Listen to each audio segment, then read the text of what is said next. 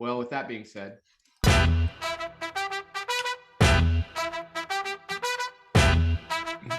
let's run.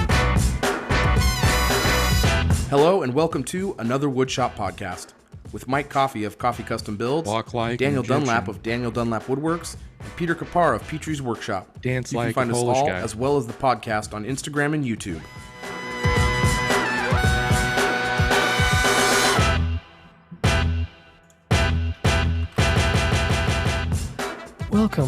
Welcome. I am Peter Kapar, and this is AWP. The time is 3:47 GMT, and I'm going to throw it over to Mike. What? thank you. I was going for an NPR intro, but... Yeah. Oh, That was good. I apologize for not fading out the audio there. That's fine. I should have warned you. No, they changed a bunch of stuff on the latest update of this app that I use. So. They changed it. Yeah, Oh, it's always Big them. podcast soundboard. Big changed transition. The, Big podcast audio soundboard. big podcast. No, big thanks to MIRKA for sponsoring this week's episode. They're the sponsor this week. We wanted to talk to you about Barnett. Barnett is a very great sanding abrasive disc that you can get your hands on from them. With money, you give them money, they give you Barnett. No, it's really great discs. They're really fantastic. Me, Dan, and Pete have been using them for what, over a year now? Yeah, year and that's a half all I now. use on Using them my. for a long time. They're fantastic. That's all I use on my Daros. So, yeah, they're fantastic. They got a great sanding system over there at MIRKA. We really stand behind them, and we really appreciate them supporting the show. Go check them out on Instagram, YouTube, Facebook, Pinterest. Where else are they? Where are we now? What's the new one we put up there? Yelp. Go check out MIRKA on Yelp. So big thanks to them. You guys are awesome. Also, big thanks to our patrons. You guys are incredible. Thank you for sponsoring the show for so long. You guys have been so great. We really appreciate you guys. You guys helped keep this thing going as well. And we couldn't thank you enough, actually. We got a new patron this week. His name's James Alford. Thank you so much for joining the patrons this week. You guys are awesome. So Is that Batman's butler? Yes. Alfred. Yeah, James Alfred. James Alfred. He goes by his last name. Right. Yeah, he goes. It's in Britain. That's how they do it, based on my knowledge of things. Because they read backwards, right? They read on the right side of the page. They start from the right to left. Yes. It's just I like thought they in read China. backwards. Yeah. No, that's upside down. That's Australia. Never mind. Go on. Yep. I'm gonna play this, and I think you know what it means. No, I'm not. Oh, Black Betty. What are you Ram, doing? Anyway, big podcast audio has messed us up again. No, that's Mr. Daniel Dunlap. Daniel Alfred Dunlap singing Black Betty, which he wrote and produced himself. No one else came up with that. That's the first time you've ever heard it. No one can say otherwise. No, that means we have reviews in, and we actually got a new review in from a gentleman by the name of Morgan Hop. You might know Morgan Hop. Oh. He's well known for being on a podcast called Another Woodshop Podcast, and not I think much he's more else. well known for Just his kidding. knuckles, or the one knuckle, I He's believe. He's Just the one. He's got one mighty knuckle. That guy. We love Morgan. The over Mighty here. Knuckles. I Morgan. love that movie. The Mighty Knuckles. Oh, man, they're my favorite ska band. The Mighty Knuckle Tones. when they do the flying knuckle. Oh, it's so good. Don't The flying spoil it. knuckle, Don't spoil it's it. I'm classic. sorry. Yeah. If never, you can watch it on Disney Plus now. Morgan Hop says 5 out of 5 stars. Pros through and through. I was the guest on episode 91, and let me tell you, these guys know what they're doing, and here's why. The pre-show. The pre-show allows the guest to get acclimated to the environment. That's right, it sure does. Get a feel for the cadence of banter, the tone of the show, and all the shock and awe out of the way. During the pre-show, Pete talked a lot about nipples. Dan talked even more about Pete's nipples, and Mike threatened to beat me up and take my lunch money. These are all true things. If you were in the pre-show, you'd know this. Amongst other things, that was plenty to get me up to speed enough to record the episode seamlessly. It's true. You were fantastic. For all intents and purposes, I'm a nobody. Mike, Dan, and Pete are somebodies. That's not true, but that's very nice of you to say. Appreciate that. They're like the Richard Gere to my Julia Roberts. For a few hours, I got to crawl off the street into a fancy limousine, drink brute, and go dress shopping with some real life gentlemen. They made me feel like the prettiest girl at prom, and in the end, we fell in love. It's true. We're in love with you, Morgan. Did he say That was a drink fantastic brute? review. Yeah, drink brute. I'm just imagining So the good. entire podcast. The analogy is us snapping the lid closed on that jewelry Yeah, box. snapping it closed on his. Yeah. Snapping the gripper. Snapping the two grippers on his. Snapping the gripper. All right. We have a Yelp review that I'd like to read as well. Oh, that's right. We're still doing those. I forgot. Yes. This comes all the way from Christopher W. in Gardner, Kansas. Whoa. Oh. Christopher says, listening to AWP will cause rectal bleeding, but turns out it is coming in hot. Tax deductible. It is. Not only is it tax deductible, Talk to your CPA. but you'll actually get a tax credit at 2.3 times your adjusted gross income because you are at risk of the highly infectious disease that has symptoms of giggling like a schoolgirl and hair relocation, i.e., you're going to go bald up top, but you should invest in industrial clippers used to shave the woolly mammoth exhibit to handle your private parts. It's fatal. But death is also tax deductible, so it's a win-win. It is. None a of write-off. these things make sense. I Just don't a get bunch it. of random words jumbled together. But Chris, thank I you love it. for writing that. I Thank you. appreciate it. Thank We you for all taking time out of appreciate your it. day to say those things. Yeah, we appreciate it very I much. think those were nice things. I don't know. I think it was. It should have started with Based like on a my clickbait knowledge- title of like doctors hate him or like CPAs hate him. CPAs hate this one trick. CPAs hate so much stuff. All right, so that's the review segment. We're very happy to finally get through that. That took way too long. We done yet? bear. We're done. That's it. Is That's that the the show. episode? We'll see you guys in 3 weeks. No, Thank you, everybody. Love you long time. Should we do the administrative stuff now? Yeah, let's do it now. Next week we're going to be recording. Good call, Pete. Next week we're going to be recording on Wednesday, and then we're not going to record for the 2 weeks after that. We're going to take the week off after that for the Christmas and New Year's time because everyone's going to be doing stuff with family. We learned our lesson last year. And we There have was no done one this there. for 92 weeks in a row. Three This is weeks. 93 weeks in a row. We haven't missed an episode. We need Counting week off. is And we're hard. going to take the next week off just because there's some numerical reasons for that. We're trying to hit a certain date for episode 100. So it's helping us out. But also Dan and Pete are coming up that week. So we're also going to kind of just hang out, not really do a show. We will be doing a lot of lives. We may do a small show. We'll figure out. But I mean, kind of count on us being out for 2 weeks. And it's going to be our first 2 weeks. Find off. me on Twitch. Yeah, find us on Twitch. We'll be playing Roblox with our shirts off. So also Pete's gonna put in the speaking of Dan and Pete coming out to my house to hang out. We should announce it now. We kind of teased it last week. Semi-Exact is having us out to their headquarters not headquarters, their manufacturing facility in Minden. We're gonna be the three of us. Minden, Nevada, right? Minden, Nevada, yeah, which is not far from me, fortunately. Probably take us a couple hours to get there just because it's going to be, I anticipate it being very snowy when we go. We're probably going to have to get up pretty early. I can't wait to You play the guys can sleep slots.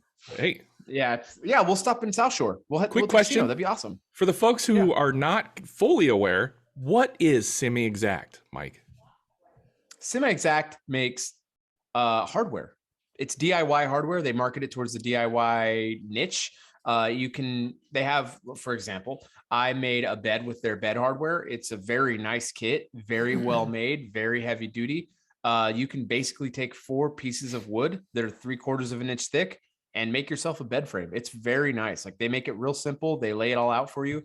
And they're even going to be releasing a full bed kit, which Pete is actually going to put, a link to that in the show notes as well for their Kickstarter that they're doing. But with that, Dan and Pete are going to be in town at my house for about 5 days, which I know they're excited. I'm excited. I'm really excited to see these guys. It's going to be really nice to spend time with them. It's going to be part of my vacation. I'm not going to be working at all. I'm just going to work around the property. These guys are going to hang out. But on that Saturday, the 8th, We're going to work. We're going to be, you're going to work. But on Saturday, the 8th, Dan and Pete are going to, they're going to be here, but we're going to do a quick little maker meetup. So we're going to do one if people want to come. Yeah. If no one wants to come, then we just won't. It's not. There's a gonna hurt link in the anyone's show feelings. notes to fill out. we're a still form gonna if hang you out.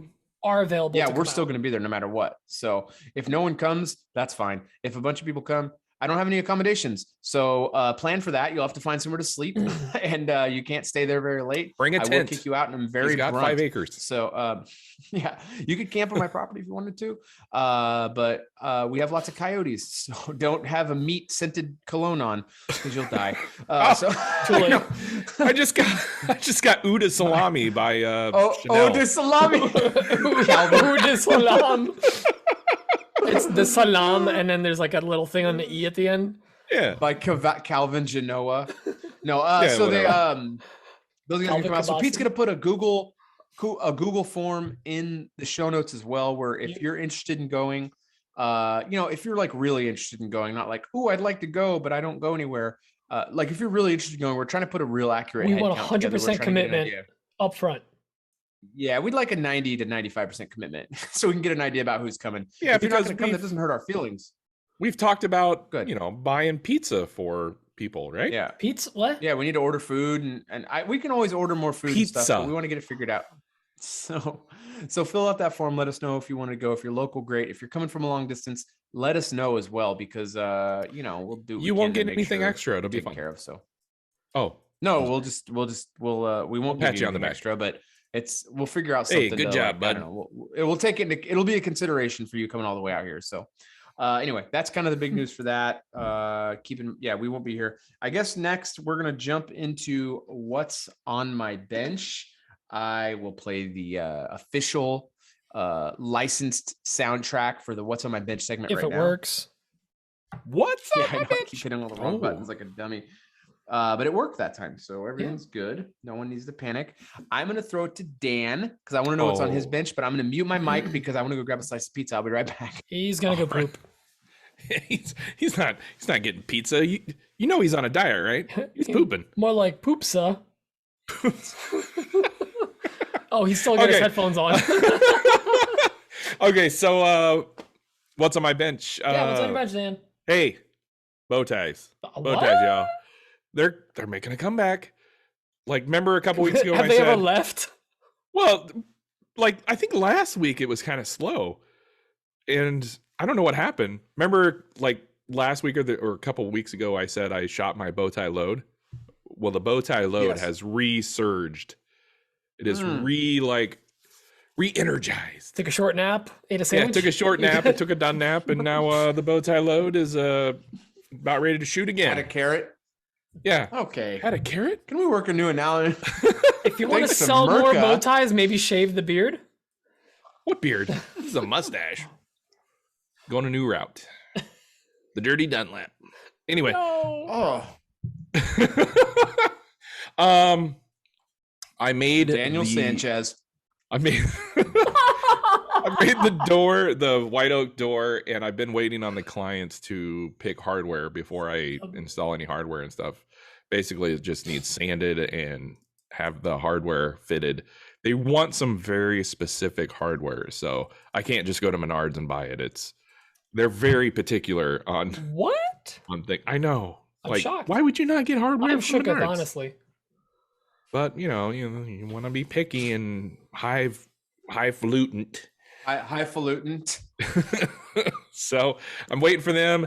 In the meantime, while I'm waiting, I've been making a lot of cutting boards and I've been doing a lot of other CNC things. I made a couple of new designs Yo. the Got a other lot of day, cutting boards. Yeah. and I really like them. And I actually had upwards of 2 people ask if I have templates for them. So I Whoa. will probably add templates to my Etsy store. I think that's about it. Not a whole lot of exciting things going on. Just kind of getting ready for Christmas, taking care of that Christmas rush. I do have a few orders for things that need to go out real soon. Actually, thinking of that, I got an order for a walnut yoga mat hanger thing that I need to work on. So Okay. yeah, Hmm. that's different. It should be pretty simple. It's just like That a is. frame with some like 7/8 inch walnut dowels. So I'll have to go to somewhere where I can get some walnut dowels that are big, or make them myself. Making I my haven't figured it cousin out. something similar, a rack for their kids awards, like the award Yeah. pendant with the necklace thing. Yeah, it's just simple. Yeah, it's a simple project, but it's different. So I'm looking forward to that. It's fun. Probably do that soon. That's it. That's my week. Pete, Hello. are you typing? I'm fine. Would you like to talk? I can go if you'd like, Pete. No, I'll talk. I'm good. I'll talk. This week I was I'll talking to guys talk. in a pre-show. I'll talk. Stop tickling me. This last week has been one hell of a month. It has been. Wait a minute. Yes, the math doesn't add up. It does. It does if you're Polish. It literally feels like it's been this like again? 2 weeks since we last recorded because I've had so much happen. And it's not so much that like I've just been nonstop in the shop. I've been having let's start at the beginning. Cutting boards. Last week was cutting board week. I got a lot of cutting boards finished up. Thank goodness for my dad. He came by. He helped me with sanding and getting them all oiled up, so they're all OD'd up. The clients that actually were all like, "Hey, I'm looking for cutting boards," were all actually followed through. They all are picking them up this week, or I'm dropping them off, which is awesome. Everyone did laser engraving, which is great. Just tack that onto the price. So they tend to follow through better when you build them up front. Well, everything was built up front. And well, the thing is also a lot of people were, no one knew this year, like what they wanted. And I sent them photos. They're like, "Oh, I don't know." And I'm like, "How about this? I'm just going to make a lot and you choose." And that actually worked out really well for some reason. So I still have a bunch to use up, but I mean, all the material that I used was stuff in my shed. And I think I only bought one board of maple. And so it's all profit, which is awesome. The laser's been working nonstop because I've been making ornaments. So this is really cool. So Emma's aunt, whatever. Every year she has a big holiday party. Obviously with COVID the last couple of years, she hasn't been able to do it. But every year she gets unique ornaments for everyone as the gift. And it's actually a really cool idea behind it, which is, and I kind of want to start it as a tradition now too. She gets a different, unique handmade ornament every single year so that the kids, as they're getting them every single year, by the time they move out, they have a whole assortment of ornaments to put on their tree when they first move out. They don't have to buy like crappy Menards brand balls at the store or whatever, you know? Ouch. No, I'm just throwing out a random store idea. Why you got to be attacking me? I'm sorry. All right, come and go balls. All about their hardware. Come and go. But so it's a really cool idea. And this year she actually asked me, and I was actually very like flattered because I mean, obviously I can do it, especially with the laser. But it's something that's been a tradition in her family for like decades, and they asked me to do it. So it was pretty cool. Plus, they gave me the money too, which wasn't just like hey, money's you want to good. do this for us? But I like the money. So I basically what I did is I bought a file on Design Bundles for $1. Great deal because they had a sale. And it was a 2-layer or 2-tier ornament. And I ended up completely like gutting the entire thing because they didn't want anything that was like Merry Christmas or Christmas specific. They wanted it kind of all over the holidays because of everyone's kind of all over the place. So I ended up just at the big one, right? So I ended up gutting the entire thing and piecing everything together, and I made it into a 3-layer ornament. So I did a lot of custom work on it, which took a lot of time, but now I have these templates set up and I can knock out these things super easy. So I'm probably going to do a bunch more this weekend, but we got about almost 30 ornaments done and then some because there's a bunch of offcuts. So pretty stoked about those. Those got all done. They got boxed up yesterday. We shipped them. I guess right now we're still in that window of like, yeah, it'll arrive by Christmas. So went out with the fastest, most reasonable price thing because we want to make sure they get it early. But Pony Express. Yeah, tomorrow's the last day, right? For like guaranteed delivery or something. I think 17th. Depends on who you ask, really. Yeah, I think 17th is like their cutoff for USPS, at least it is. I shipped I don't know how many, a bajillion packages in the last week. And then I got like 8 exceptions today saying they're all running behind, but none of them are going to be there after Tuesday. Well, they're all going to be fine. They're all going to be there by Tuesday. Okay, that's good at least. Yeah. I shipped one out last night that I did a 3-day shipping on, and I really hope it gets there Monday or Tuesday because that's going to help the customer a lot. I shipped my pants. So. Well, Amazon shipped you your pants, actually. Oh, that's right. When you get to Dan's age, you tend to ship your pants a lot. Yeah. So. I've been known to ship my pants. Yeah. I mean, why go to the store and buy them? Why carry them? You can just ship your own. Ship your pants. That's right. Show title. All right, so what we cutting boards, we did that. I'm putting finishing touches on a birdhouse for someone. that is an exact clone of their parents' house. So that's super fun. Luckily, they're going to be painting the whole thing. Did you have to go to this person's house and Google Street View, baby? 3D scans. Google Street View. They're in a very popular They come area. out with a gun. What are you doing around here? I'm here to make the birdhouse replica of your home. Go away. They live in Montclair, New Jersey. I'm pretty sure guns are not even legal in Montclair. It's yeah. But so I'm working on reference. that. Yeah, it is. It's a very hoity-toity town. Apparently, you cannot use a leaf blower before 9 a.m. in that town. Yeah, it's one of those. What kind of Nazi propaganda? Hoity-toity, bro. Super hoity-toity. It was right next to our like a own bunch house. of jerks. I know, they're awful. So that's getting made. I just got to put finishing touches on it tomorrow, just like the lid and stuff. And it's going to be a birdhouse / bird feeder. And I've been working on just getting it to look like the house. The nice thing is it's getting painted. So all I have to do is just build it and kind of seal it up, make sure there's no, gaps or anything. And then they're going to paint it. But what's cool is I'm lasering a bunch of like windows and doors and stuff are going to be all lasered out. So they have a 3D look to them. We're actually pretty excited to see how it's all going to turn out. It seems very intricate for birds. It is, but it's Montclair. You should I hear you can't leaf have blow before 9 a.m. It's crazy. Yeah. It's taxes there are the baseline is $16K a year. That gives you a baseline of the area. Oof. Ouch. Yeah, I know. And the last thing is, so this big CNC job that I think I talked about this last week that I took on. It's for ice climbing training tool handles. So basically CNCing them out. I basically had to, and I was telling the guys in the pre-show about this, like I had to channel my inner Mike Coffee, which is I needed to look out for myself. I needed to be very stern with the customer. I basically had to put the customer in their place because what they had me do was kind of unacceptable for how we set it all up. Because listen, say what you want. Mike is he gets results. He's very straight with his customers. They're not good, but they are results. But no, but like I'm still coming out of that stage. There's the wrong way and the Mike Coffee way. It's the wrong way, but faster. Can I get that on a t-shirt? Because like, and a lot of us fall into this category of like, either, people that we talk about this all the time, well, you don't know your worth, but then when you start learning your worth, but you're still trying to really accommodate everyone because like, you feel like they're doing you a favor by buying from you.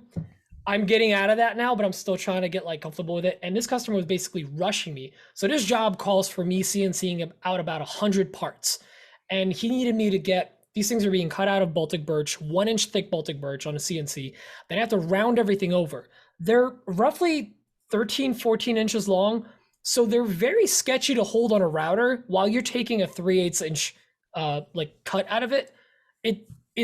I've had one of the pieces kick back on me twice until I got like a hold of it and basically started doing it in 2 passes. But he was rushing me to try to get him just one set that weekend.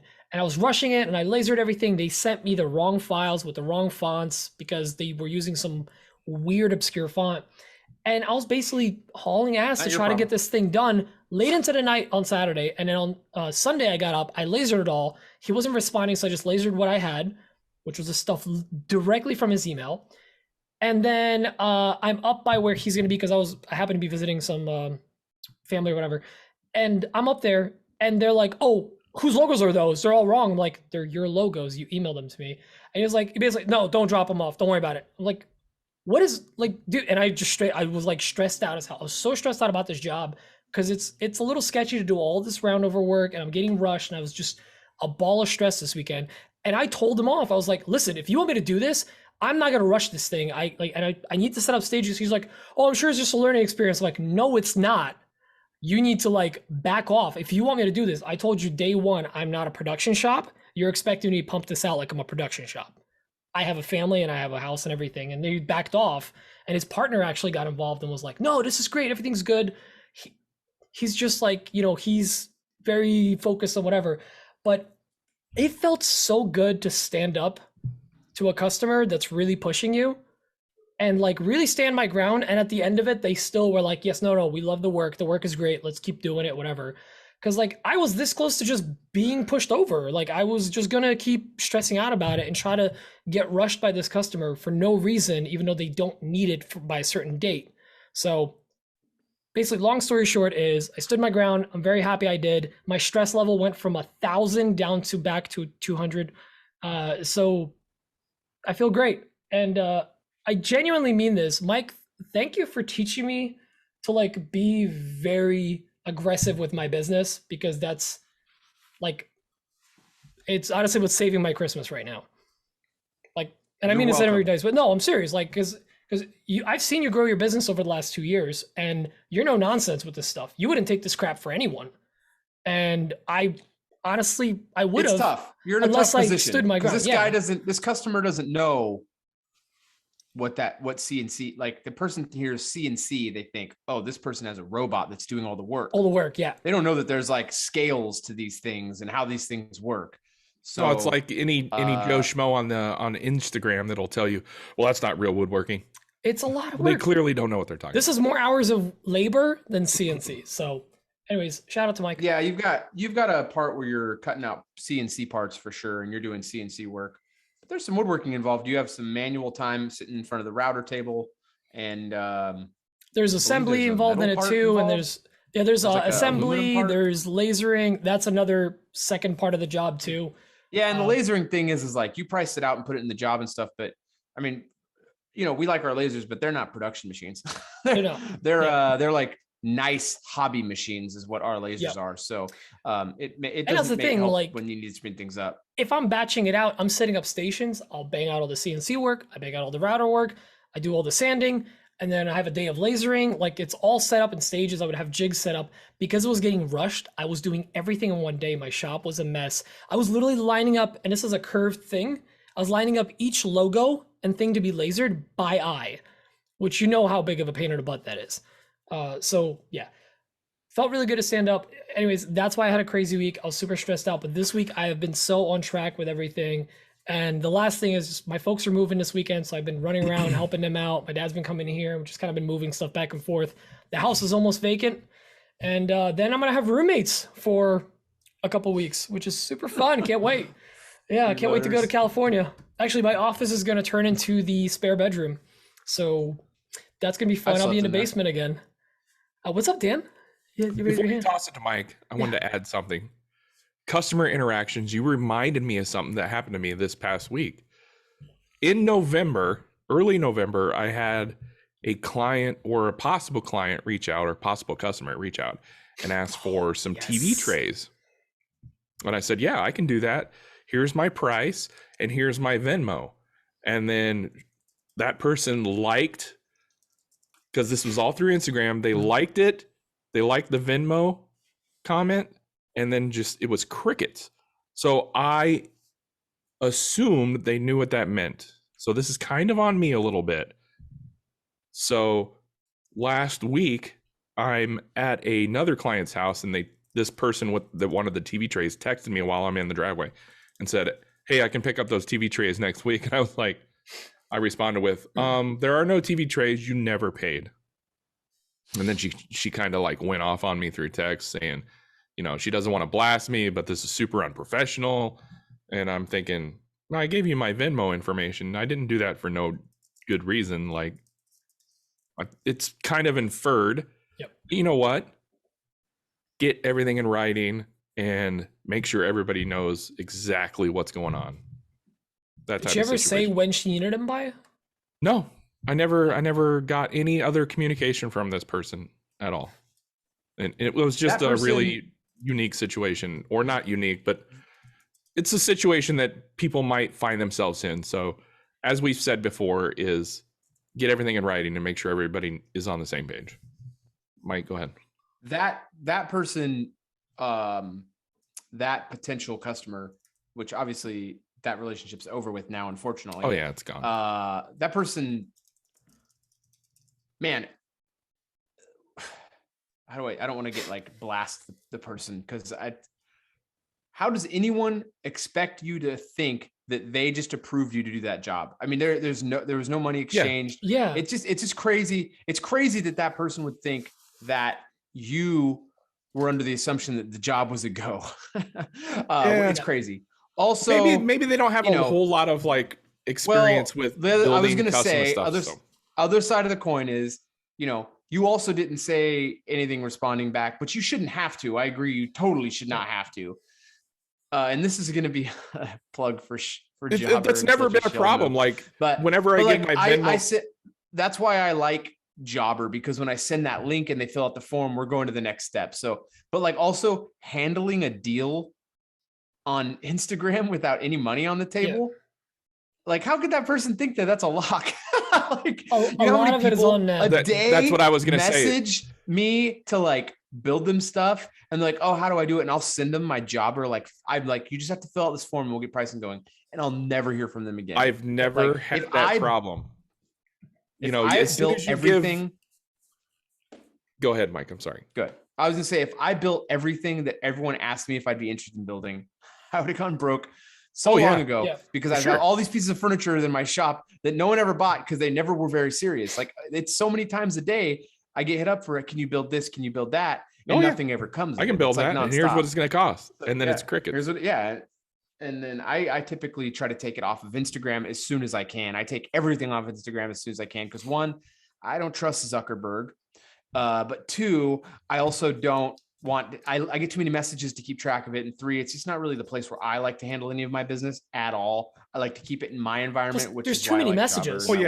You can lose. It would be nice. It would be nice real fast if it all worked through email, but sometimes the inquiries come through Instagram, so I just kind of deal with it there. But I've never had the problem. I've never had that problem where, like, what happened to me this week. No, that's I've never had that problem. Usually that person when should you never have assumed that it was on payment information, that's an unwritten understanding that do a deposit. You owe me money at this point. Yeah. I'm not a production shop. I'm a custom furniture maker. I don't have things just on hand. I think a simple, and I don't think you needed to, and I'm not criticizing you for not doing it, but I think a simple, I require 50% up front to get started when you've gotten that thing all cleared up for sure. I probably should have responded more, but it was a very interesting situation that I thought I'd bring up. It is weird. Yeah, I'm going to talk about something like that this week too. So that's why I brought it up. I thought, you could segue into yours. So I'm going to jump into what's on my bench. And I'm not going to go into too much detail on it. So this week, I'm sorry, Pete. It's been extremely busy. It's been a very busy week. I've had Shawn over every day except for today. Actually, he's been helping me. Shawn over at Pin Makers. I don't know if anyone cares, but Shawn is going to be rebranding. He's coming up with a new name for his company. Shawn's a full-time furniture maker. He does furniture as well, full-time. Well, he's making more than pens. He's Pin Makers, but he's changing it to a new name because he doesn't. When he started in woodworking, he would just do a lot of lathe work, and then it's turned into now he has his own furniture business. So he's rebranding his company, which is great. I'm not going to put that cat out of the bag, but anyway, I really appreciate Shawn. He's such a big help in the shop. He really is really great. I really appreciate all the help he's been. He just does so much in there and helps me get through so much stuff. I'm able to. Is it Shawn stuff with SH with the WN at the end or SE? It's WN, yeah. Okay. Shawn Grossman. Shawn's great. So I'm putting him in the show notes. Yeah, he's great. I love Shawn. He's really helpful. He's really knowledgeable woodworker. He has a lot of experience, blah, blah, blah. He's been there a lot, helping me a lot this week. So there's been a lot of stuff going on. We got a bunch of corporate gifts. We've got, I don't know, 30 something cutting boards that have gone out through the week. We've got, we're doing this huge table right now, which I'll go into that in a minute, but we've got, I'm totally drawing a blank on everything we got going on right now. It's just really busy. What happened, Dan? Nothing. Continue. Oh, sorry. Oh, okay. Okay. Sorry. I thought you were talking about me. I was like, what did I do? I thought the same thing. Oh, I was like, oh, anyway, so I got this big table going on right now. I'll jump into that real quick. It's a redwood table. I've had it for a few months. The customer's been very patient. I really appreciate them. They've been patient through the move. They made it clear they'd like it they'd like it for Christmas dinner. So we're kind of at crunch time now. And it's just, stop looking at your phone. It's a lot of stuff going on right now. Yeah, you got to stop texting me, guys. Come on, please. It's coming through my MacBook. This is why I make the screen so small. So there's this table's been in my shop for months now, and the customer wants it. Here's the thing. I deal with a lot of salvaged slab tabletops. I've been Would you say purposely the wood has been rescued? Yeah. And it's urban wood that's been rescued. I get it from Urban Wood Rescue. But I deal with a lot of tabletops. Urban Wood Rescue is a great partner of mine. They send me a lot of business, and I really appreciate that relationship a lot. So, but they give me a lot of business, but I've been doing a lot of salvage tables for the last year, and I've been trying to put off as far as I can, the heavy epoxy tables as much as I can. But the inevitable has happened. As a guy who does a lot of salvage tabletops, I've got a table on my workbench that is got a ton of epoxy in it right now. I very honestly don't like how epoxy tables look. They're not for me, but I deal with a lot of salvage tabletops, and it's just part of the game. That's how I pay the bills. And you like money. And I like money, and I do. Here's what I do like about these tabletops. I do like that they're not going to the landfill and they're not getting burned. I like that these pieces, these big, beautiful, they're not, they're pretty tore up pieces of wood, but they're staying out of the landfill. And I really do like salvaged wood and renewable stuff. I really enjoy that stuff. I like keeping stuff out of the landfill. That's my big reason for getting into salvage tabletops. This table is extra cool because the piece of wood, the redwood, was the tree in this couple's front yard, and the tree had to come down because it was sick. And the tree is actually from their property, which is, to me, I think is really cool. And they chose me to build it into a dining table for them, which is just super humbling, and I really appreciate it. So we started pouring the epoxy. We put 3 gallons of Total Boat Fathom, which the Total Boat product, man, I was so nervous because I'd never done such a big pour. And it's just so smooth. It works so good. I really love Total Boat products. It's just, I don't really like I said, I don't really like the big epoxy river tables, but I use epoxy all the time. Dan's wearing the Total Boat hat right now. They just make really good products. When you got to use epoxy, I prefer to use the best epoxy, and it is Total Boat for me. I just love the stuff. So we got 3 gallons of epoxy into that table, and we realized, this is maybe half of what we need. So I had to scramble. And I had to scramble. I got a hold of put everything in there. Thin set, quick set, or whatever, doesn't matter. Quick and 5 set. minutes. Quick and wet and plastic. Just pour Type Bond in there. Quick, start melting glue bottles. I think you could use Type Bond Quick and Thick for that. Yeah, a center layer. I reached out to Total Boat, and they can't overnight epoxy because it can't be shipped by air, so it can't be overnighted. So the soonest it could be sent was like 2 days. Yeah, you can't send it by air because of explosive, because it's a chemical stuff, the chemical reactions or whatever. So, so I started scrambling. They were going to take care of me as fast as they could. Total Boat's really good. I was going to get what I could. But I reached out to my friend Ty over at Ty Made It. He had a full 4-gallon set of thick set on hand, which doesn't pour as deep as the Fathom, but he had a 4-gallon set. So I ran over there, grabbed that, and Total Boat's taking care of him. He's an ambassador with him. So, so I grabbed that and I started doing the thick set. So we ended up getting 6 gallons of epoxy in that thing. I just put the last pour in there tonight, the last gallon and a half. We did 3 gallons of Fathom, 1.5 gallons of thick, and then another 1.5 gallons of thick. And that table, we're planning on demolding it Sunday is the plan. It might be Monday, but that gives me about 2 or 3 days to get that table flattened, sanded, finished, the base on, and delivered. So I don't know how you're taking on next week. That kind of timeline. That's crazy. It's gonna be bonkers, but we're gonna get it done. So Shawn's gonna be here next week, most probably every day up until Thursday, and that's when my vacation starts. But I've got all the within reason pre-holiday orders have been shipped out as of yesterday. I've got an order for a guy who's a return customer from Instagram. In fact, he is ordering this thing called a learning tower. He ordered a couple weeks ago. I put him in queue, and I'm starting it tomorrow. It's not going to get to him by Christmas. He's aware of the situation, but that's just as soon as I can get it. I mean, I'm cutting templates first thing in the morning, and we're going to be making the thing tomorrow. I'll probably have it sprayed by Saturday. And then it'll ship out Monday. So he's not going to have it by Christmas, but he'll get it as soon as I can get it. And that's kind of where we're at with things. So then I got a bunch of family and friend orders that I'm working on this weekend too. And then also, I got a shed. I got a spray. It's my new spray room. I'm really excited about that. I have to get insulation Yeah, Dan, don't get mad at me. I got to shit. So I got to get insulation in there ASAP. I'm ordering up 10 sheets of plywood from Macbeth to get that on my next delivery so I can sheathe the walls or throw that up on the walls. And then I got to start running electrical, but I'm not going to actually do that until I get back from Montana. Dan and Pete are actually, they didn't know this. They're finding out right now. They're actually going to help me with the electrical on that real quick. We'll knock that out. I can't wait. I love electrical. And then, yeah, we'll do. You can only get it wrong once. Right, because then you die. Spoil the ending. So Spoilers. We're gonna run that really quick, and then we're gonna put in some gable vent fans for the intake and outlet. But anyway, I'm gonna be spraying in there. They're gonna we're gonna I'm gonna spray. Show comes to a screeching halt.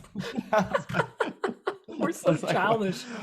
What else is going on? Oh, so I did a big project over the summer. Well, it was like a 5-month long project. I did this project, got it delivered over the summer, and due to the nature of the project, it's a very large customer. It's a commercial customer. I did this project, and there was some requirements up front in the contract that I had scratched out because I didn't feel that I should have to supply these items. It's documentation basically that they said I should provide. I made my point, and I argued and said, "Hey, I don't think I should. Here's why. Here's why." I scratched it out in the contract and initialed it, and then they signed it and agreed. So they agreed to it after a conversation. We all agreed to it, blah, blah, blah. I got a phone call this morning or an email this morning saying, "Hey, we need those documents." I said, no, we already agreed that I don't send those documents. They said, "No, you need to." I said, "No, we have a contract." So we, anyway, I had to bring up conversations. And the point, it goes to what Dan was talking about is, dot your I's and cross your T's. This document is something that I, for liability reasons, did not want to provide. That's just the facts. I just don't want to provide it for liability reasons. I don't want to be hung out to dry for something that I am not in control of. There's just no way for me. Basically, it was well, I don't really want to talk about it too much, but there's they wanted a document that would hold me to some liabilities that I have no control over the outcome of, and that's not something I'm willing to put my business on the line for. So if it was a different situation and I was actually installing this item, I would have some warranties involved. I would have some of this documentation involved, but I'm not going to for this particular situation. And we all came to a good resolution, and that's because I had the documentation and a legal document in hand. So have everything written out, make sure everything's crystal clear for everyone involved, so there's no question down the road. That's why you do it. So that's important to have that stuff. Holy cow, it's late into the show. So that's pretty much my week. It's been really busy. It's crazy times. Let's jump into questions. If you guys are good with that. Yeah. Okay. Actually, Dan, why don't we get the other thing out of the way real quick? The giveaway from last week. We forgot to mention this last week, so I'm going to mention it right now. Every month, at the first of the month, we're doing a Macbeth Hardwood sponsored giveaway, and last week we forgot to mention who won the giveaway, and that was Andrew Smith of Smith Builds. He won. Randrew. Yes, actually. Thank you for correcting me, Pete. He actually named this week's episode. Randrew Smith. Was that him who came up with the Yeah, we'll talk about it when that person reads, when we read that person's question. So he won the DeWalt sander. Congratulations, Andrew. That should be on its way to your place. On your doorstep right now. And yeah, actually it should be on his doorstep either tomorrow or the next day. So thank you to Macbeth Hardwood for sponsoring this month's giveaway. We really appreciate it. We really like doing those. Mike, you did an idea point. I actually forgot to mention something. Actually, this week I was on Festool USA's Shop Live, Instagram Live on Wednesday. I wanted to give a big shout out to Festool for having me on. That's and awesome. Also, Brian Sedgley, Sedge. I really appreciate Sedge having me on as well. Sedge, and I really appreciate those guys having me on. It was a really great experience. I got a lot of really positive feedback from people. So thank you to everyone who watched it and had kind words, because I got a lot of positive feedback, like a lot. It was really, really appreciated. So I'm really glad I got to do that. It was a great opportunity. So thank you.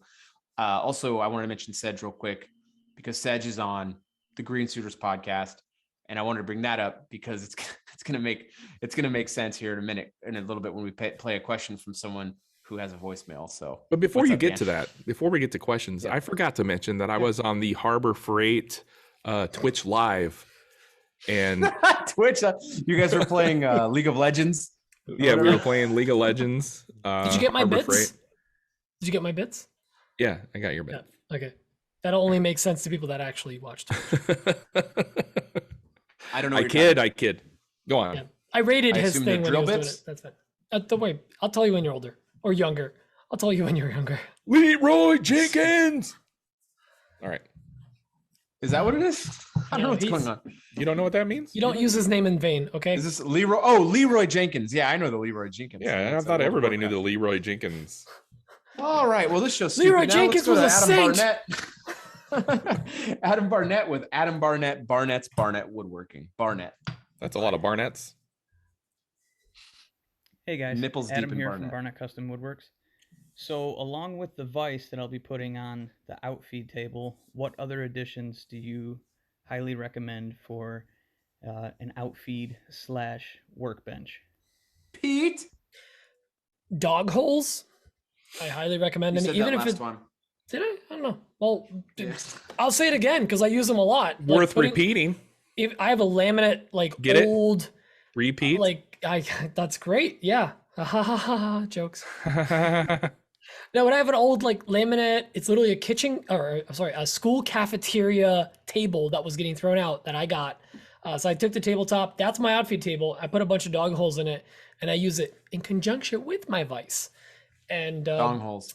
along with that, the top itself, highly recommend melamine or some kind of laminate, Micro dong holes. micro melamine, because it just you could put glue, whatever on there, and just scrapes right off, just pops right off. Dan, what's your I don't biggest know why tip? that's so funny to me right Micro tip? now. Wait, what is? I just thinking of Morgan Hop with micro dong holes. It'd be like Micro micro dong holes. micro jigs version. Type- Micro dong, but there's like 7 O's. Micro dong. Micro. holes. Oh, I was thinking micro dong. Don't sue Speaking of us. micro dong, Dan. You could probably throw some casters on there so you can make it movable and move it around and do that. I mean, I'm assuming that's probably what you're going to do anyway. I would also put a top on there that overhangs a little bit so you can use that as clamping edges. That comes in way handy. I clamp stuff to the side of my workbench all the time. Mike? Pete. I just want to power in a table. That's all I'm gonna say. Power in a table. Mike, Power to the table. just add power to the table. You'll thank yourself, Mike. So I did a torsion box, a tortoise box. Tortoise box. Fill it with water. So much It's great. water. I did a torsion box, so it's got the top. I really like having this big open shelf underneath to put a bunch of crap underneath there. I love it. So if you can get a big shelf underneath there, 10 out of 10. Highly recommend it. Sorry, I'm burping up pizza. So yeah, Ooh, that's that my doesn't sound advice. Put a pleasant. shelf under there. So, Oh no, it's good. Repeat. Pizza. Okay, next question. We gotta go quick because we got a bunch of them. The next question is from Ben Marshall. who? Pete has no idea who he is, I don't know who that is. but I he's forgot also him. from the Green Suitor podcast. No, Ben, thanks for calling in a question. Green Suitor podcast. Ben Right. Marshall. What's going on, guys? Ben from Ben Marshall Designs and the Green Series podcast. Got a burning question for you today, and it's a hypothetical. You were just cast in Brokeback Mountain 2. Obvious choice. You're going to be given $1 million to play this part, and you have to pick one of your co-hosts to be the co-star in the movie with you. Who would you pick and why? I'm gonna throw it to Pete, and I'm gonna go grab another slice of pizza and listen while I'm in the other room, so we don't have to look each other in the eyes because I know the answer. Oh, you think you do?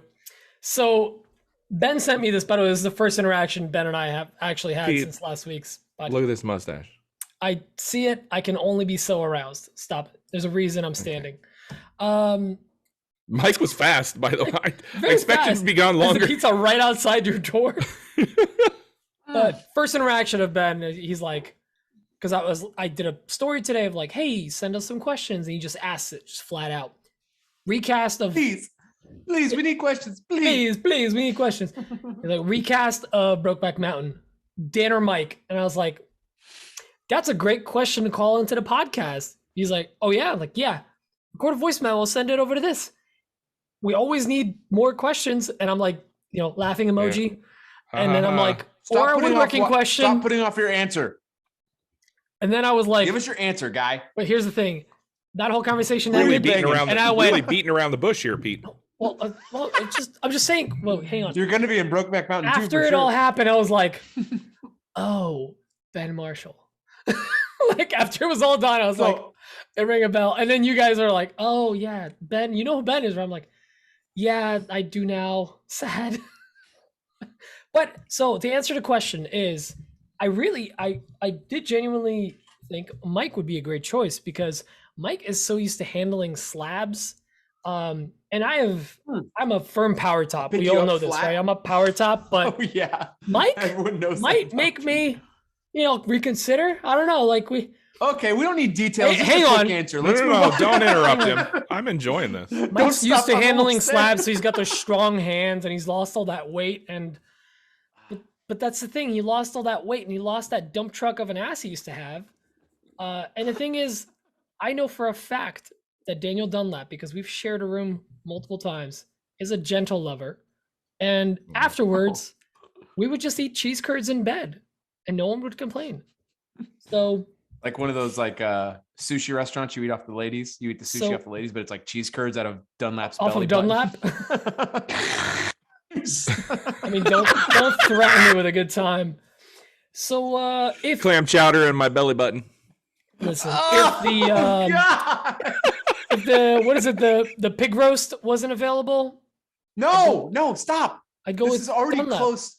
We're like at the edge already. We're at the edge. We don't need to go farther, Pete. This is barely a woodworking. I'm gonna go with Dunlap, but it was close. It was close. Great.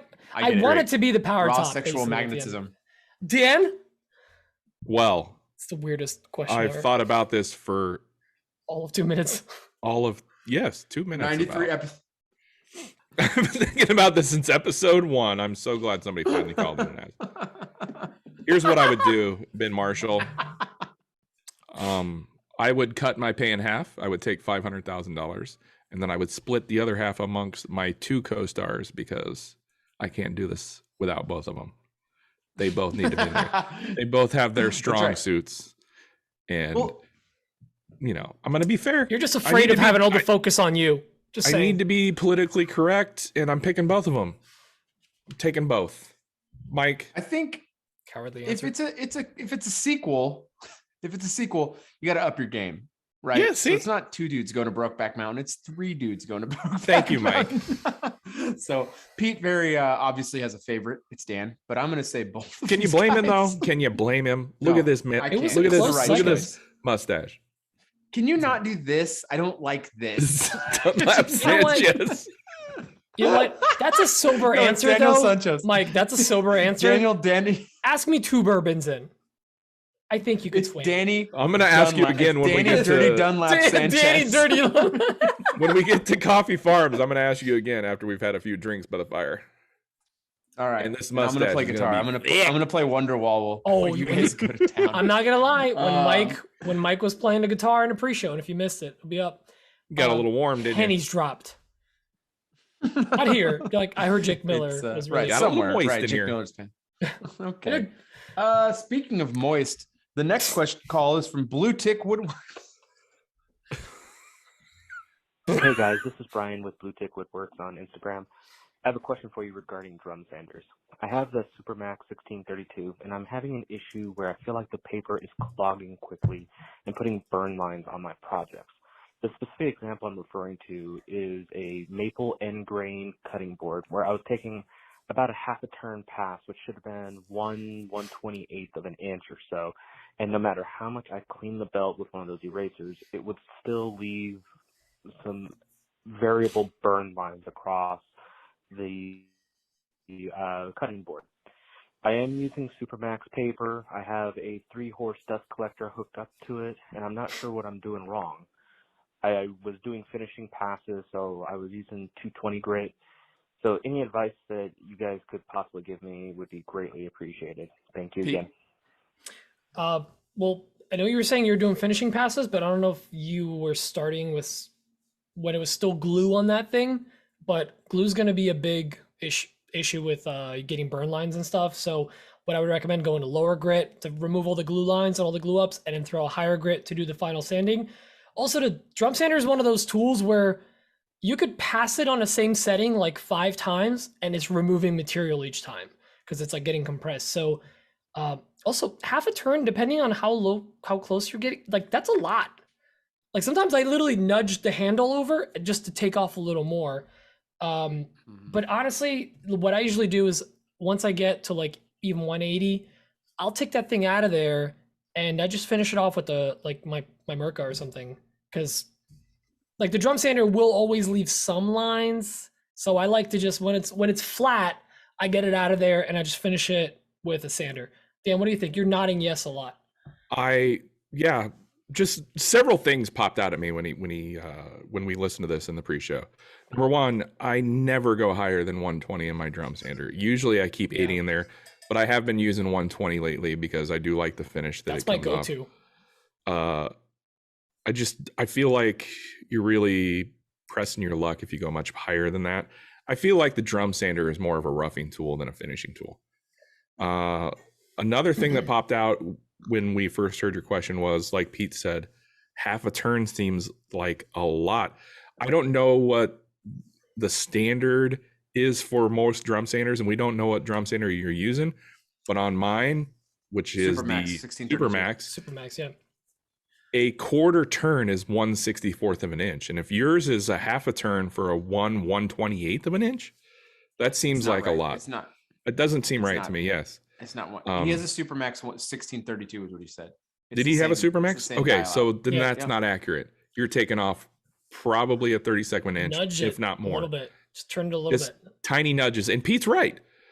Every time you do a pass through there, you could probably run it through there a couple more times and not move the dial, and you're still going to take some off because your wood is compressing.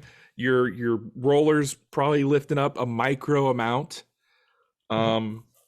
And I had another thing, and I'm totally blanking on it. Usually, you can just raise your hand when Mike's talking, like usual. I will. All right, Mike. I don't have anything to add. I mean, I just think half a turn is way too much. I usually do at most a quarter turn, turn. And also, especially for the finishing, drum sander is not a finish machine. It's definitely just not. You're definitely not. You need to get some sort of random orbit on there to clean up those lines. So use your MIRKA for finishing. Yes. MIRKA, brought to you by MIRKA. Okay, the next question is from Jevin Chaney. You guys may have heard of him. He used to call into the show a lot, and then he just dropped off. We don't know. He does a lot of meat smoking. Very busy smoking meat. I can't wait to have some of his smoked meat. Jevin Chaney. Eventually. What is up, you dirty old men? Jevin Chaney from Chaney Concepts here. And I wanted to know if you had to choose between only operating a CNC for your shop or only operating a laser for your shop, which one would you choose and why? Thank you. I'll go real quick. CNC, no question, hands down, CNC over the laser. It can just do more, and it has more. It's just a more valuable machine to my shop. Bottom line. So there's just no question for me. It's my CNC. Dan, I know your CNC is simply because I don't have a laser and I don't know the value of it yet. Pete. Boom, Pete. I will go laser. But not the one I have now, something substantial like the EX, which I'm trying to get. That's my next one. Like, I think that thing could be a workhorse. And the reason I'm saying that is purely because I really enjoy spending time in my shop. And when the CNC runs, I feel like it's so noisy. I can't like quite enjoy the shop. It's like, it's doing work. Better bits. I know. Well, not just better bits, like I'm cutting plywood or something. Jeez. But I really enjoy the laser. Because I feel like there's a lot less consequence, less broken bits. It's like you got the machine, you're ready to go, and there's a big market for laser cut stuff. And when you have a substantial laser machine, even if it's a 4x8 laser, you can get some real good work on that scale. and even just something in the like 30 by 50, like the EX. It's just so hard to flatten a slab with a laser. Well, you can't, no, and that's fine, but that's different work. You know, I think like you could though. Right. Like you With got enough your, practice. I mean, you probably could. Well, no, you probably can't. No, you can't. You definitely can't. It would just No, like it would burn off the exact amount off the top. But like it's different work, you know. Whereas like you can do very accurate cuts and template work, and It's a very subjective answer for sure. for me, it's laser. I like the laser. It runs a lot quieter, even that stupid compressor on it. That's what I think. Dan? What's up, Dan? I want to go back to the drum sander question because it finally just hit me. Yeah, there we go. Yo, check your belt feed.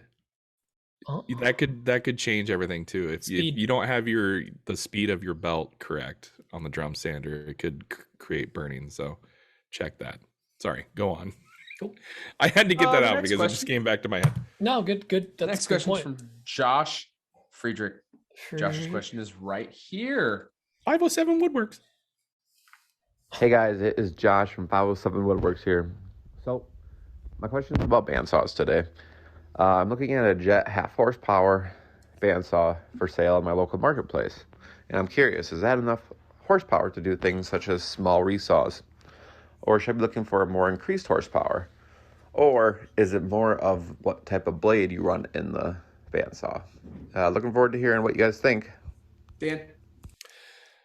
We've talked about this in the past, and type of blade is going to be a factor, but I think to get any sort of like decent resaw capacity, you're going to want a more substantial motor, something like a 1.75 or a 1.5, Or even a 3/4 horsepower. That's already better. I think the Laguna bandsaws that we all have, I think they're 1.75 for that 1412 or 14BX Laguna.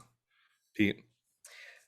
Yeah, no, the half horsepower is just not powerful enough. I mean, even the 3/4 horsepower, I think, is like a lot of those Deltas and Rikons, whatever. Especially the older ones, you can find them. You can put a riser block in there. You can resaw pretty well with a little bit of tuning. Throw some better guides on there. Guides will actually help you out a lot. Getting some Carter guides on your bandsaw will help you out a lot. They're not necessary, but they do really work. I had them on my old Delta.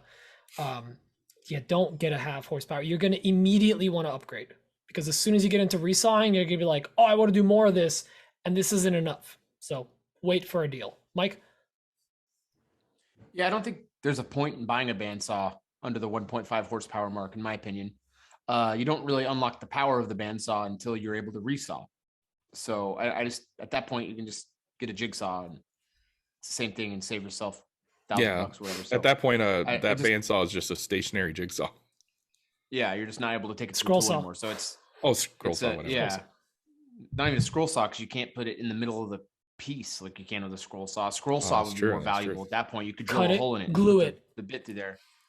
So glue it around your blade. Set it overnight and then you cut it. Yeah, set it overnight. Come back and then yeah. This is a good call. That's some dedication right there. No, so yeah, don't waste your time. I think. I know it sounds like elitist, but it really does. You don't unlock the in the magic long of the run. bandsaw. In the long one, you're going to want to upgrade anyway. So yeah, you're not going to want that. So that's my answer. The next question is from Mr. Moses Cho. Glad to have Moses back, calling in, and Jevin. Moses, here we go. Merry Christmas, you guys. Hey, my name is Moses with Chosen Craft Co. Quick question for you guys. When you guys give an estimate, whether that's a ballpark or it's always hard to give a ballpark because you never know what material they want, the dimensions, you might not even have them exactly. But when you guys give an estimate, how detailed of an estimate do you guys give? For example, if you quoted $1,000 for the job, do you guys give information such as material breakdown, cost breakdown with materials and labor and installation, delivery, whatever, all those kind of things in detail?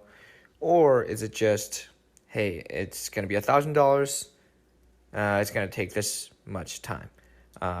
And do you also, second part of the question is, how many options of the price do you guys give? Because clients can also not have a preference, I guess. They might like a certain design, but they don't know what material they want to use and what finish and all that. So the price could totally vary on the job. So I was thinking, like, here's quote 1.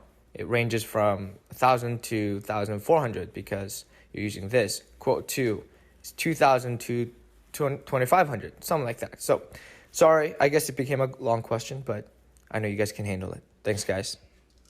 Dan. I do not give estimates. I tell my potential customers and clients that this is what you want, this is the price, and that's that, bottom line. I don't break it down. They don't need to know what I pay for materials. They just need to feel comfortable with the price, and I need to feel comfortable with the price, and that's that. That's the bottom line. If they ask for a breakdown, I may throw some numbers in there to make them feel good about themselves, but otherwise I don't do estimates and I don't do breakdowns, and I don't provide options. I know that sounds maybe it doesn't sound that great as a businessman, but in my line of work, it's, the less options the better. I feel like it makes everybody's stress that less. Words, they escape me. It just makes the stress levels go down if you don't have a whole lot of options like hanging over people's heads. So that's what I do. Mike. The more information and options you put on the table, the more complicated that job is going to get, and the more you're going to be micromanaged through that whole project by the customer. And it's not even that they're a bad person. It's just human nature. Like, they feel like but you said this here. Just don't give the information. Don't give information. If you have a customer come to you with a very specific request, give them a quote, and that's it. Sometimes I will put in their price for me delivering it or picking up, because sometimes it involves me picking up.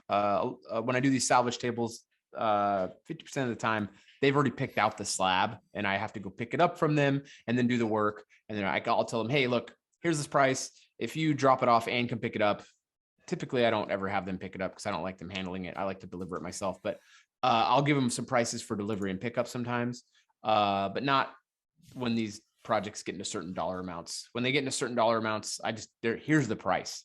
I'm taking care of everything. You're getting VIP treatment. This is a very expensive project. You're paying a lot of money. I'm going to handle everything for you from the beginning to the end. If someone calls me and wants to get a price on a slab to get flattened, that's like the bare minimum job that I do. They have to bring me the slab. They have to pick up the slab. If they want me to come pick it up and get it, then it's another price. But the bottom line is if they come to me with an idea, I give them my price.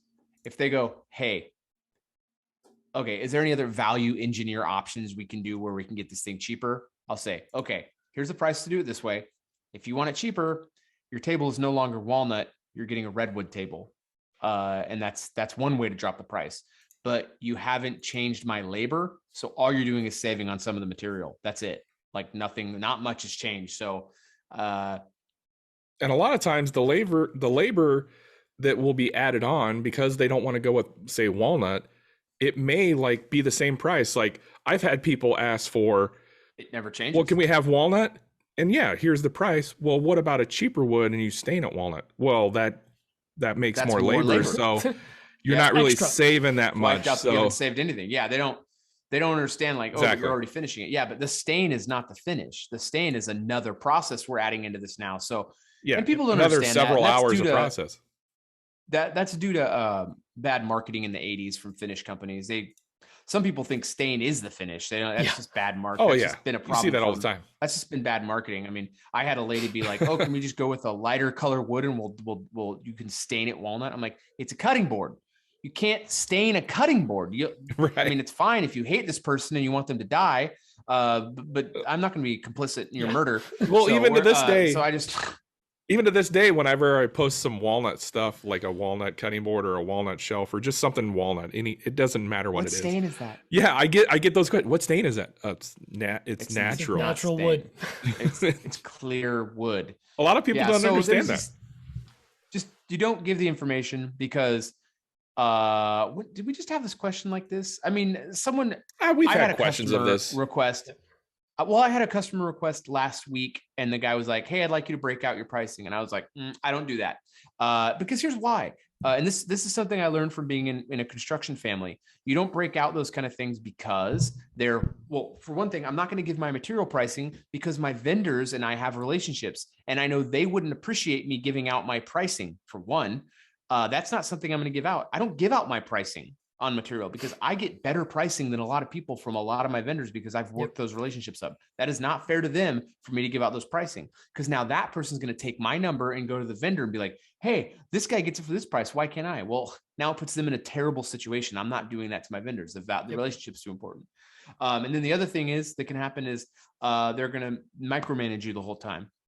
Oh, you also put 4 hours into sanding. I noticed it only took you 3. Listen, guy, back off. That's not your business. You accept. It also gives them T in this job. It gives them the idea that they can negotiate all those things too, right. Which leads to more headaches than it's problems. worth. It's just problems. You're just having more problems for yourself.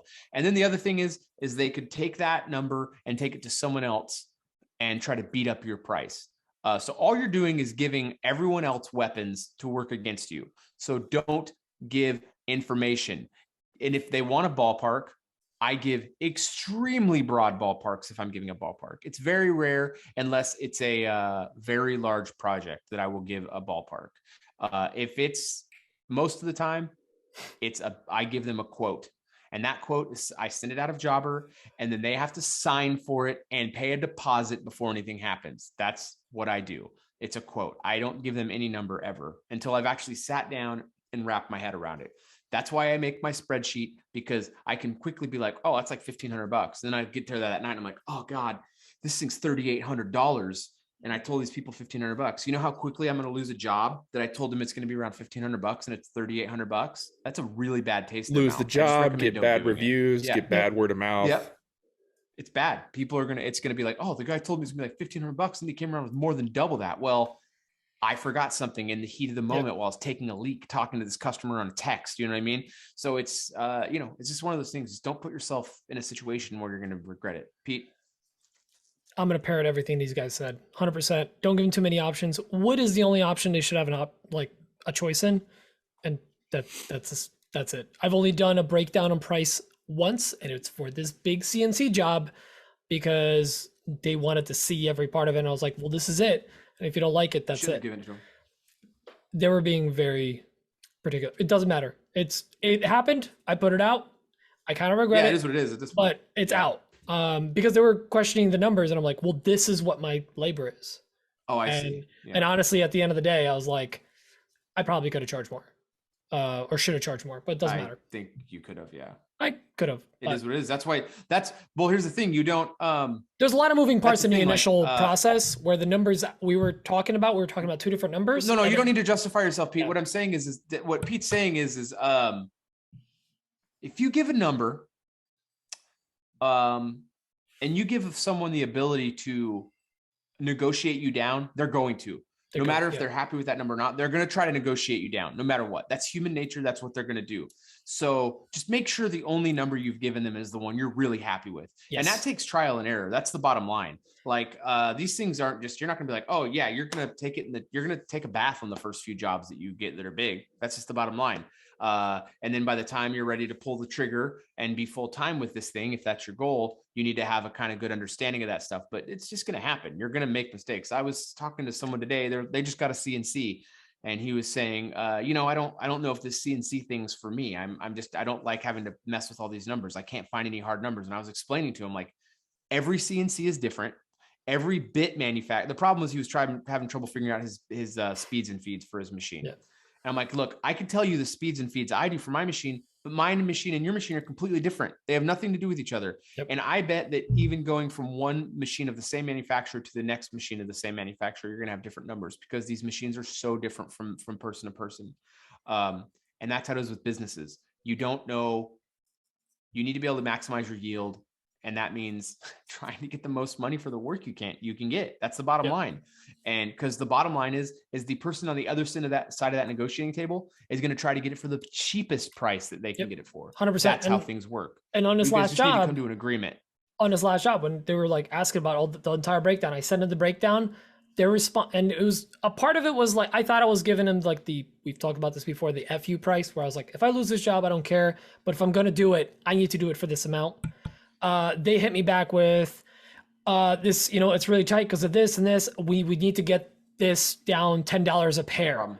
And I was like, that's a negotiating tactic. And I was like, you know what? I can't do it. Next day I had the deposit paid. I was like, oh, okay. I guess you didn't have to get it down $10. They didn't need to at all. I guarantee you they didn't need it anywhere near that. I can't. Mean, I told you about, I had this company reach out to me for 200 cutting boards a few weeks back. Oh yeah, I remember that. They were like, we need them for $25. I'm like, I'm not your guy. I can't do it. Like, that's the bottom line. I said, I can't do it. That's impossible for me. I was like, I can't even. Someone did that to me on Etsy with personalization, and they wanted them in a week and a half. And I was like, for 16 cutting boards, I was like, here's my price, because I'd have to drop everything, and they didn't even respond. Yeah. Sorry. Yeah. So, I mean, sometimes that's the way it goes. Yeah. That's just how it goes. I mean, sometimes, and the bottom line is there's not a lot of people who can meet these kind of requests. So here's two things that's going to happen. When you hold your ground, and this goes back to Pete's conversation, when you hold your ground, you are not devaluing yourself, which you should never do. Yep. Two, they are giving you false demands, which is a negotiation tactic to try to get you to get your price down, which is either real. And if it's real and you can't do it for that price, it's not your problem if you lost the job. Yep. Just move on to the next one. It's fine.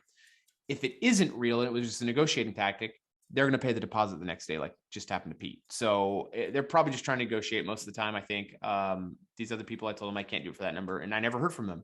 Supposedly we're going to work again in the future, but for this project, they needed a price point I just couldn't meet. And I may never meet a price point with them ever. We may never do business together. I hope we can keep trying, but we may never do business together. I just might not be the person for it. Yeah. They might be able to find some weekend warrior who is like, yeah, I'll take $25 a board for 200 boards. And then they get to the end of the 200 boards and they're like, oh, I made all this money, but I hated my life for the last month. Yeah. Because they don't have the tools to do it. Not worth it. There's these scales. Anyway, that was a super long answer. Sorry, guys. It was a long question. The next, yes. Yeah, well, that's Moses' fault. Question, freaking Moses. The next question's from Whiskey Sloth. I must say, man, you sound really good this week.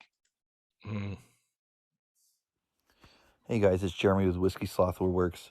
In the spirit of Christmas, what is one tool that you guys have in your shop that you would like to get rid of by regifting it to somebody else? Have a happy holiday. Should have thought more about this one. I have a quick answer if you want. Okay, Pete. Yes, of course. So for me, this happened literally a month and a half ago. It was my Delta bandsaw. I've loved that thing for years, but I have my Laguna. I was gonna keep two, be a baller. Like you got rid of it? Yeah, I was gonna sell it. I was trying to find like, do I really want to? That makes me super sad. But friends of ours came by, and they're out in Alabama. They're refinishing a house. They're milling a lot of lumber on their property. Too bad. You hate to hear about. And I was like, Alabama. You know what? Calm down. I was like, you know what? I'm just joking. Take it right now. Yeah, have a because the wife came over. I was like, have Elvis come over. His name is Elvis. Very cool. I was like, have him come over. Like, I would love to give this to you guys. And they were blown away, and I was very happy to give it away. I was like, you know what? If anyone is gonna actually put it to good use, how many bourbons, Pete? 0. I just gave it away. No bourbon. You just take the bandsaw. It's fine. I don't even need it. Nothing, man. Just a quick beeger in a corner. That's it. So, Dan, what about you? Did you hear I'm gonna be in Brokeback Mountain too? See, you missed my joke about the beeger. Oh no. I'll listen. Rewind. I was very happy to give it away. That's it. Dan, what about you? Actually, I don't have anything currently that I'd like to give away, but I have them that, Pete. I have done that exact thing in the past. I've been very fortunate in the past. I've had help getting tools. My big dealness has helped me get some stuff. So I like to pay it forward. I like to pay it forward. I can't find it. You gotta be faster, Mike. Wait. Gotta be fast. Give me 10, Norton. Everyone can eat shit. A big bag of shit. I'm the greatest man in the world. Woo! I have to bleep the audio. So, it's when Dan finds out he gets 11% off at Menards every time. I gave away the littlest wind drill press. The littlest drill press that could win. Yeah. Remember that was one of our show titles. I gave away my old miter saw. I gave away my old bandsaw. It's all the tools he could stop with his hand. I gave away a couple sanders. I'm probably going to give away another couple sanders. I have some DeWalt sanders that I never use anymore thanks to MIRKA. Don't But you have like 30 routers? I'm never giving away a router. I love my router. How many routers do you have? How dare you? 7. Okay. Yeah. I'm thinking about getting another Milwaukee cordless I'm telling router Kayla. just for because so Milwaukee comes with a couple different bases. One is a bigger base that you could put a router bushing in. So I'm thinking about keeping one with a router bushing in and keeping the other one with the smaller base and no router bushing because it has a bigger hole. So which one are you giving away? None. Don't you have a CNC? I do have a CNC. You still use routers. Come on now. the routes. That's true. I use mine. Mike, how are you going to be a philanthropist and give stuff away? A full-on therapist. Let's see. A full-on therapist. I'm trying to think about. Keep thinking. I give away whenever somebody local comes over to my shop and they want something. I always make them leave with a bunch of like wood and other materials as well. I give away wood all the time. Offcuts, body hair, glue nipples that you scraped off with your scraper, mustache hairs. Man, I don't really I've given away a lot of tools to local woodworkers. I feel like it's the right thing to do in our situation. You pay forward. Yeah, I don't have any right now, so I kind of feel like is there any right now that I want to get rid of? But I don't really. I'm kind of like buttoned up right now. Well, what's the last one you gave away? The reason of that is, well, the reason is because of the move. I moved and I gave away. I gave away a bunch of stuff, and I sold stuff too. But I gave away a bunch of stuff. I mean, I gave away a couple sanders. I gave away a couple trim routers. I gave away. Oh man, I wish you would have told me about the routers. Dang. Nah, they were orange. You didn't want those. When?